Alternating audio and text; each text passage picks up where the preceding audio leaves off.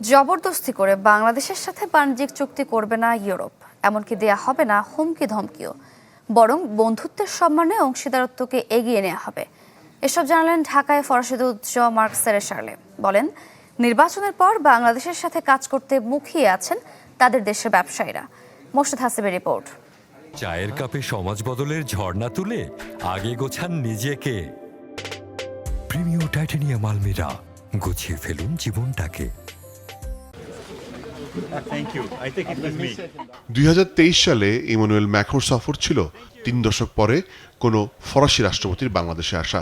সেবার দুপক্ষই কূটনীতি, প্রতিরক্ষা, নিরাপত্তা, বাণিজ্য, বিনিয়োগ সহ নানা ক্ষেত্রে সহযোগিতার গভীরতা বাড়াতে একমত হয়। কথা হয় আঞ্চলিক আন্তর্জাতিক পর্যায়ে একে অন্যের পাশে থাকার।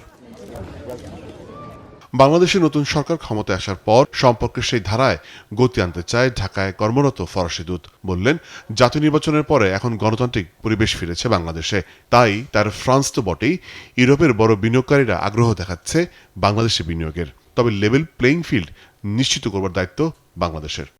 Now that you are back to democracy, so we also have to convince our companies, but they are private. They come if they are attracted.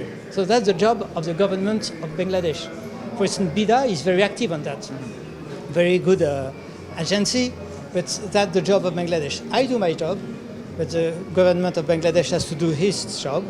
And for instance, to have a level playing field is very important. A company comes if they think they will find the best offer somewhere. So that's something you have to convince them because it's not obvious. সম্প্রতি ঢাকার France দূতাবাসে জাতীয় দিবসের আয়োজনের ফাঁকে কথা বলেন ফরাসি দূত। এক প্রশ্নের জবাবে ইউরোপের প্রভাবশালী দেশের এই কূটনীতিক বলেন, বাংলাদেশ ইউরোপের সাথে বাণিজ্য চুক্তি করলে তা হবে সম্মানের সাথে, জবরদস্তি বা হুমকি দিয়ে নয়। I think EU has been a very reliable and faithful partner with Bangladesh for the last 30 years. So we expect to be treated well.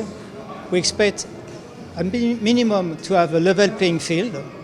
So we are not going to bully, we are not going to threaten or anything. It's not the way we work. We want to partner, so that's very important. But as we say, it takes two to tango. So we need the government of Bangladesh to move towards Europe because Europe has already moved towards Bangladesh.